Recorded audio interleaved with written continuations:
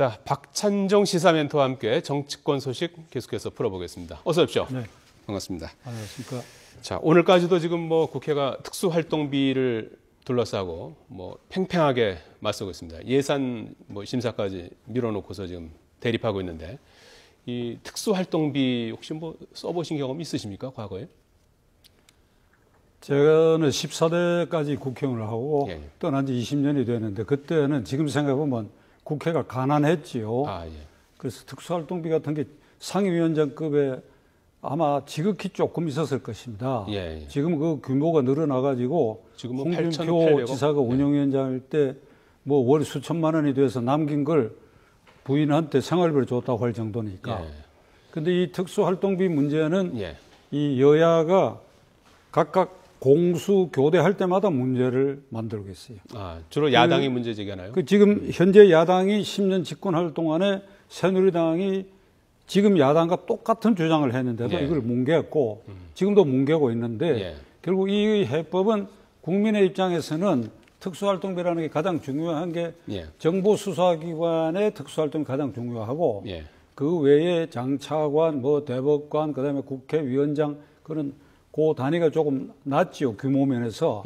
전체 특수활동비가 한 1조 조금 안 된다고 하는데 큰 것은 정보활동비일 겁니다. 그런데 이거 미국처럼 하면 돼요.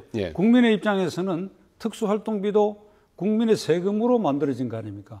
그럼 국민을 위해서, 국가를 위해서 쓰는데 주인인 국민이 어떻게 쓰여지는지를 알아야지요. 내 돈을 가지고 부려먹는데 공직자들을, 그 공직자들이 우리가 어디 쓰는지를 알아볼 필요도 없다. 우리가 알아서 쓰겠다. 이런 법은 세상에 없는 겁니다. 그러니까 만천하에 공개할 수는 없는 일이지만은 그걸 어디선가 국민을 대리해서 사전 사후 점검하고 문제가 있을 때는 지적하고 하는 그게 국민 대표자로 뽑힌 국회가 해야 할 일이죠. 그러니까 미국 상원정보위원회처럼 하면 됩니다. 그 CIA에서 쓰는 돈도 거기에는 제한적으로 다 보고가 돼요. 사전 사후에. 그 대신에 그걸 아는 국회의원들을 철저하게 보안을 유지하고 국민을 대신해서 이게 엄격하게 사용되고 있다 하는 것을 증명해주고 그런 시스템을 해야죠. 지금처럼 막무가내로 새누리당 의원은 그런 얘기를 했습니다. 누군지 오늘 아침 언론에 보니까 그걸 공개하라고 하는 것은 북한에 대한 대북 정보 활동을 하지 말라는 소리다. 아니 이렇게 무책임한 소리를 하면 됩니까? 법적으로 이거를 지금 자세하게 내역을 공개하지 못하도록 돼 있다. 이제 이런 언급도 하는 그거는 국회가 법을 정하기 나름이죠. 저건 국회가 어떤 항목이든지 간에 우리 국민 대표자로서 다 들여다 볼 수 있도록 해야죠. 그러나 어느 부분은 반드시 상당 기간 보완을 유지해야 된다. 그리고 그 국회의원 국민을 향해서 지금까지 낭비 없이 쓰여지고 있다 하는 그걸 국회의원들이 국민들에게 그렇게 보고를 하면 되는 거지요. 공개 안 되더라도. 그런데 어느 부분은 알아볼 필요도 없다. 공개도 안 하겠다. 이거는 말이 안 된다 이 말이에요. 지금 당장은 야당은 소위를 구성해서 그걸 한번 들여다보자는 거고 여당은 법적으로 그걸 그렇게 할 수는 없는 거다 해서 지금 절충점을 찾고 있는 것 같은데 어떻게 좀 찾아야 된다고 보십니까? 소위가 구성되지 어쨌든 간에 그 시스템화 해가지고 예를 들면 정보기관 것은 국회 정보위원회에서 어떻게 처리한다라고 하는 걸 지금부터 정립을 해야지요. 새누리당도 앞으로 야당들 때를 생각해야 되지 않겠습니까? 자, 이 국회의원들 특수활동비 앞에서는 다소 모순된 모습도 보이고 있는데요. 그 모습을 잠깐 보시고 이야기 이어가 보도록 하겠습니다. 제도 개선이라는 처방을 내리기 전에 진단을 먼저 해야 되는데 그 진단을 하기 위해서는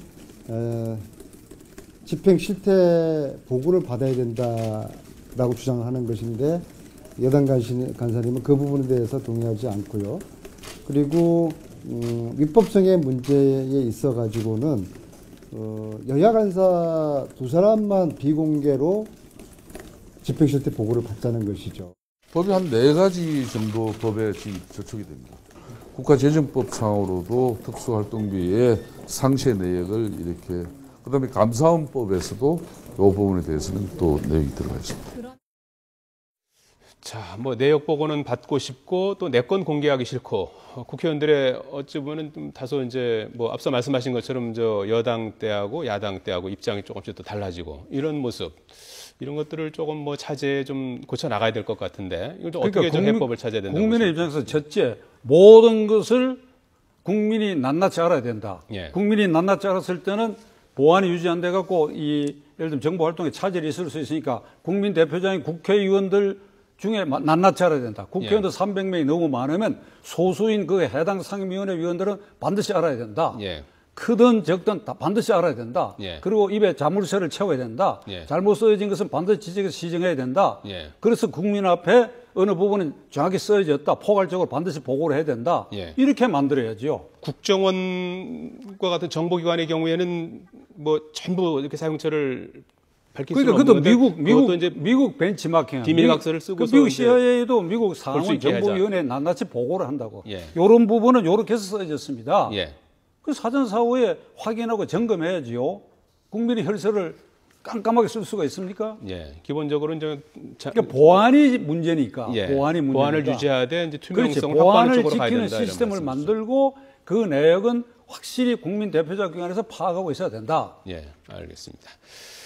다음 주제 살펴보겠습니다. 이제 다음 달 10일부터 뭐 열흘밖에 남지 않았습니다. 이제 국정감사가 시작이 되는데 특히 올해 국감 뭐 재벌 총수들이 증인으로 이제 뭐 어떻게 결과로서 이제 얼마나 나올지는 잘 모르겠는데 많은 분들이 지금 그 어느 때보다 거론되고 있는 것 같아요. 그건 해마다 그렇지 않습니까? 예. 해마다. 그러니까 이 국정감사는 정기국회 시작하고 하는 감사는 정부 각 부처의 일반 행정 전반에 대해서 그 전년의 예산이 제대로 집행됐는가 그게 예. 중점이 있는 것이고 예. 그다음에 국정조사는 특정 사안에 대해서 국회가 조사하는 것인데 지금 재벌을 부르는 것은 국정조사도 아니고 국정감사장에 부르는 것은 그 취지가 대부분 어긋난다고 생각해요. 예. 못 부를 수 있는 건 아니죠. 예. 부를 수 있다. 그러면 이게 해마다 재벌을 부른다. 그리고 어디까지 이 숫자를 줄인다. 이 공방전 끝에 불려 나온 사람들의 경우에 대부분 말이죠. 예. 물어보나 마나한 질문을 하고 예.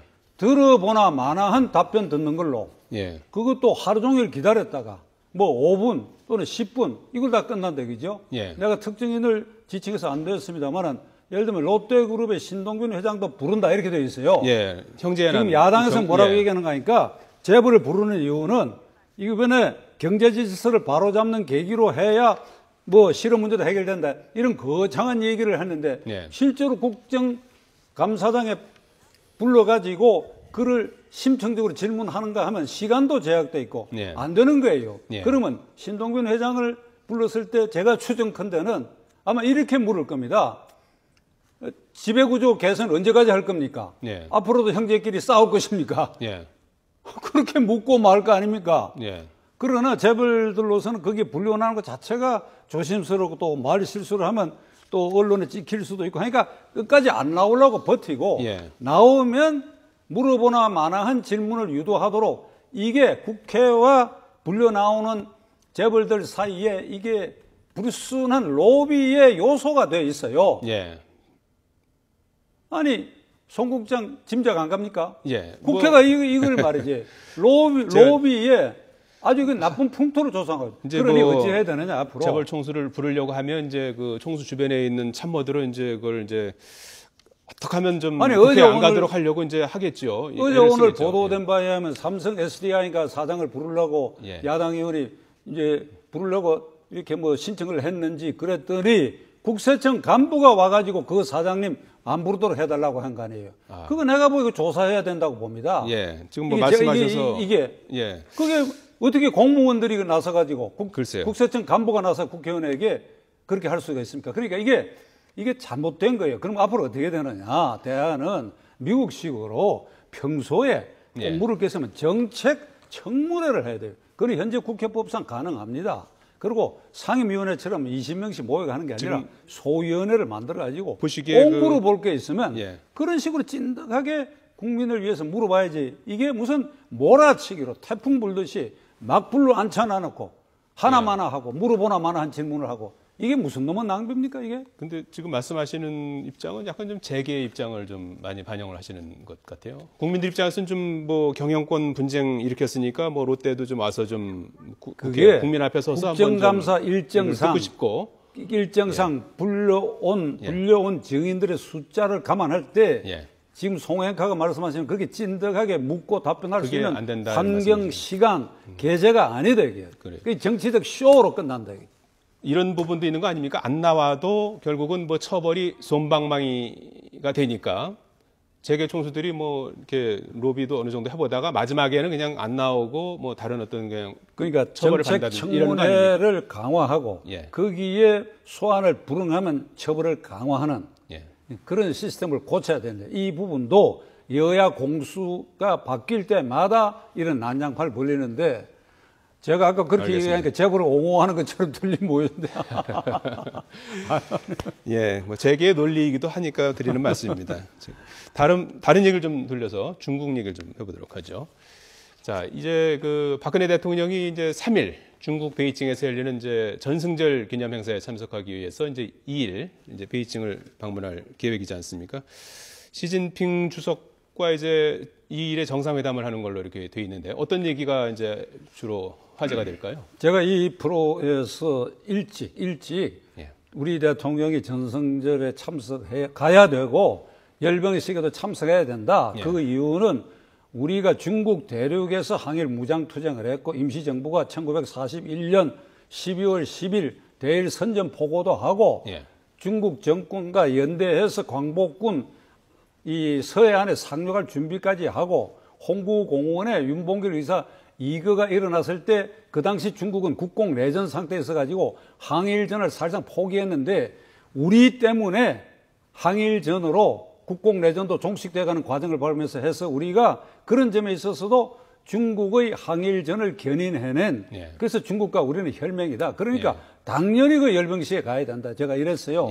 그래서 이제 갑니다. 그럼 중국이 아주 굉장히 환대하게 돼 있고 미국은 사실 떨떠름하게 생각하는데 저는 이런 점을 미국 지도자나 시진핑 주석에게도 안보는 미국이다. 안미, 경제는 중국이다. 그러니 우리가 간다. 이게 아니고 그것을 뛰어넘어 우리는 혈맹이었다. 2차 대전 때. 이렇게 해서 가서 이제 외교적 이제 힘을 축적을 했지 않습니까? 그러면 그 힘으로 시진핑 주석에게 당당히 요구해야 할 것이 이번에 8.15 합의에 이른 그 8월 4일 목함. 지뢰 도발. 아니, 지뢰 도발에. 목함 지뢰. 목함 지뢰 사태에 대해서 지금 김정은 정권은 자신감을 갖고 있는 것 같아요. 그것은 그렇게 얘기하지 않습니까? 근거 없는 사실을 쳐들어가지고 일방적으로 판단해서 상대를 일방적으로 몰아붙여가지고 긴장을 고조시키고 전쟁 분위기로 조성하면 어떤 일이 벌어질지 나만이 깨달은 것 같다 이랬잖아요. 그런데 그런 도발을 하는 자신감에 있어서 자기들은 이걸 반성했다고 절대 생각하지 않아요. 합의문은 어쨌든 뭐 아니 그래 놓고 대내적으로는 절대로 그리고 대외적으로도 자신감을 계속 갖고 있는 이유가 핵 때문이야. 핵.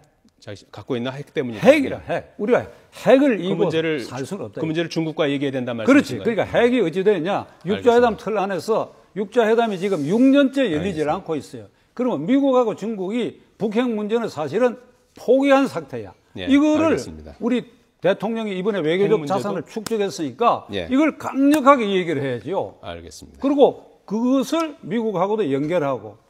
알겠습니다.